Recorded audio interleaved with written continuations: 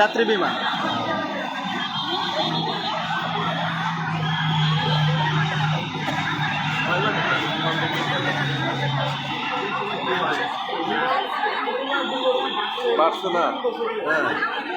এখানে অনেক অনেক মানুষ আহত হয়েছে এবং অনেক মানুষ মারা গেছে। এখনো পর্যন্ত হিসাব জানা যাচ্ছে না যে কত মানুষ আহত হয়েছে।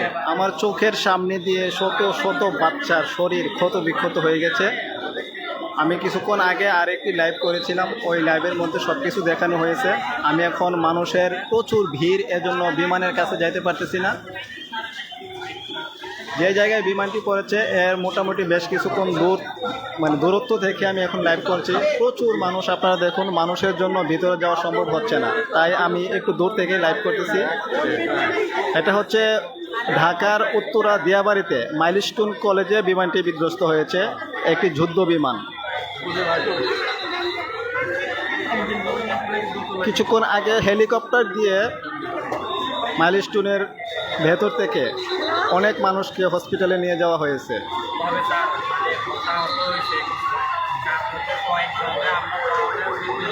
এই যে অ্যাম্বুলেন্স দিয়ে এখনো পর্যন্ত কিন্তু বাচ্চাদেরকে হসপিটালে নিয়ে যাওয়া হচ্ছে।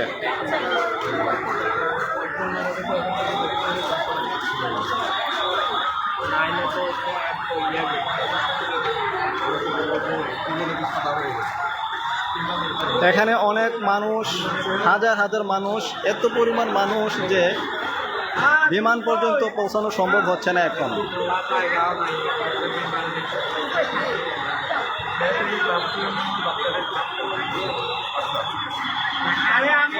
আমি ওই যে মেট্রো রেলের গেটে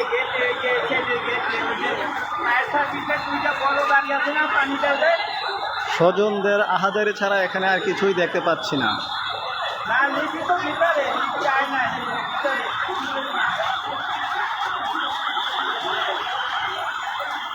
আমি এই যে মেট্রো রেলের গেটে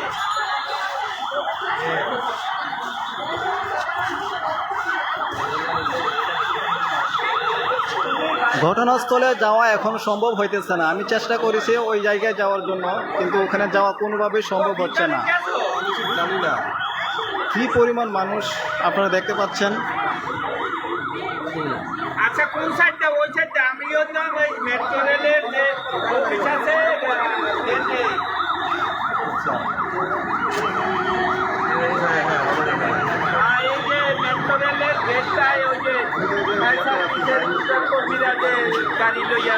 ফায়ার সার্ভিসের লোকেরা কিন্তু একটার পর একটা গাড়ি ঢুকিয়ে যারা ক্ষত বিক্ষত হয়েছে তাদেরকে নিয়ে যাচ্ছে হসপিটালে। এর আগে অনেক মানুষ আমার চোখের সামনে দিয়ে নিয়ে গেছে, আমি দেখেছি, কিন্তু এখন ঘটনাস্থলে যাওয়া সম্ভব হচ্ছে না। আমি ঘটনাস্থল থেকে একটু দূরে আছি, যে এখানে যাওয়া কোনোভাবেই সম্ভব না। এখানে সেনাবাহিনী আছে, ফায়ার সার্ভিসের লোকেরা আছে, তারা সব কিছু একদম ব্যারিকেড দিয়ে রেখেছে, কোনোভাবেই ওখানে যাওয়া সম্ভব হচ্ছে না। আচ্ছা এই যে আমি গাড়ি আসবে রাখো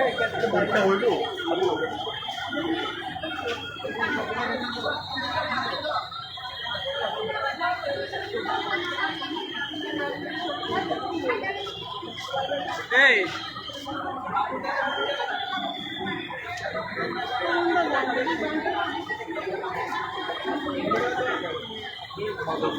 হ্যাঁ, ওখানে ক্লাস হচ্ছিল, অনেক বাচ্চা ক্ষত বিক্ষত হয়েছে। আমি ঘটনার 2 মিনিটের মাথায় আমি ওখানে উপস্থিত ছিলাম। আমি 1:30টার দিকে আমি একটা লাইভ করেছি, ওই লাইভে আমি সব কিছু দেখিয়েছি। ওই আমার আগের যে লাইভটা করেছিলাম ওইটার মধ্যে আমি সব কিছু দেখিয়েছি, কিন্তু ওখানে এখন যাওয়া সম্ভব হচ্ছে না।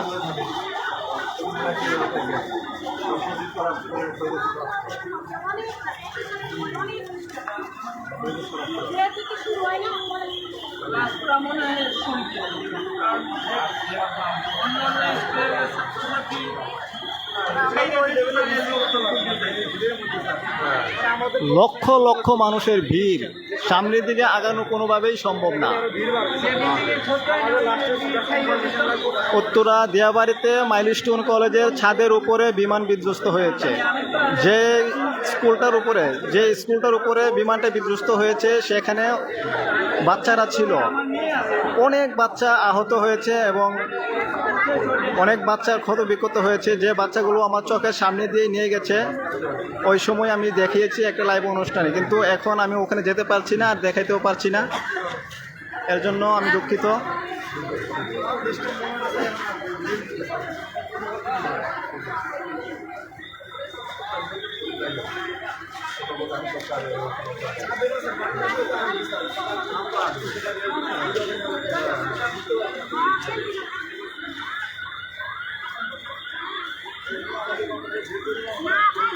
আহত ব্যক্তিদেরকে কিন্তু এখনো একটার পর একটা গাড়ি দিয়ে বের করা হচ্ছে।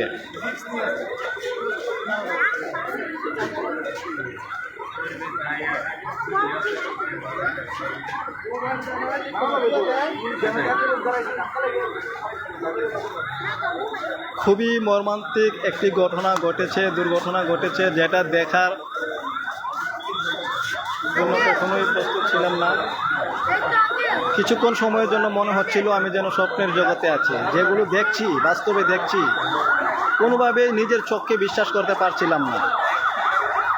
শত শত বাচ্চা ক্ষত বিক্ষত হয়ে গেছে।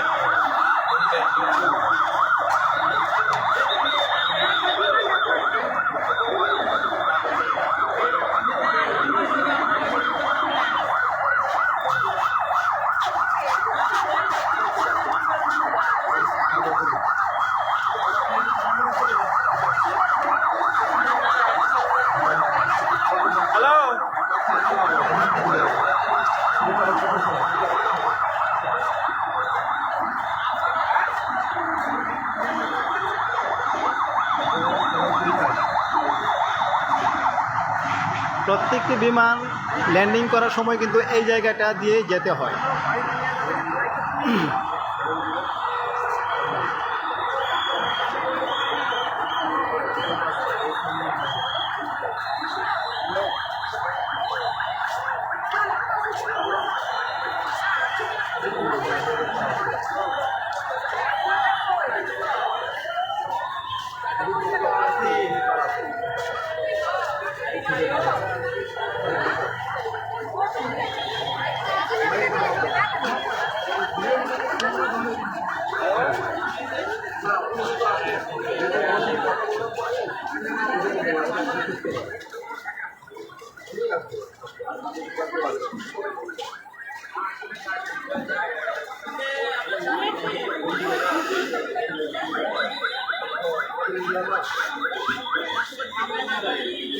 আঙ্কেল আঙ্কেল আঙ্কেল বিমান যখন করছিল তোর সাথে সাথে আমি ওখানে গেছিলাম দেখবার লাগে।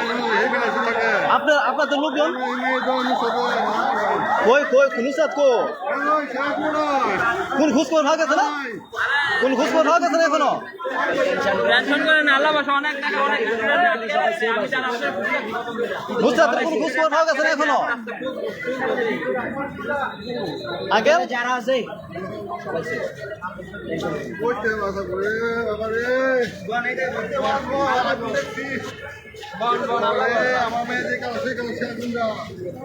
আয় হাই রে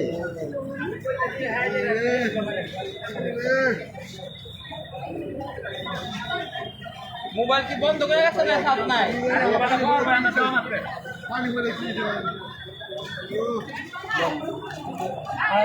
এই যে উনি হচ্ছে আমার বাসার মালিক, আমি যে বাসায় থাকি সে বাসার মালিক হচ্ছে উনি। ওনার একটা মেয়ে এখানে এই স্কুলে পড়তো, ওনার কোনো খোঁজ খবর পাওয়া যাচ্ছে না।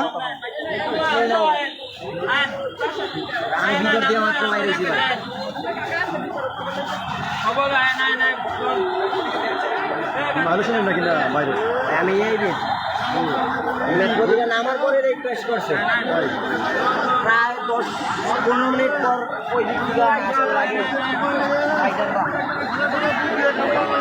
উনি হচ্ছে আমার বাসার মালিক, আমি যে বাসায় থাকি, আবুল আঙ্কেল। ওনার মেয়েরও কোনো খোঁজ পাওয়া যাচ্ছে না।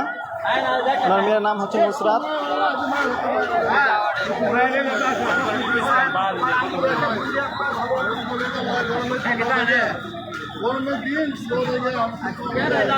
সকালে আসছিল এটা কি কেউ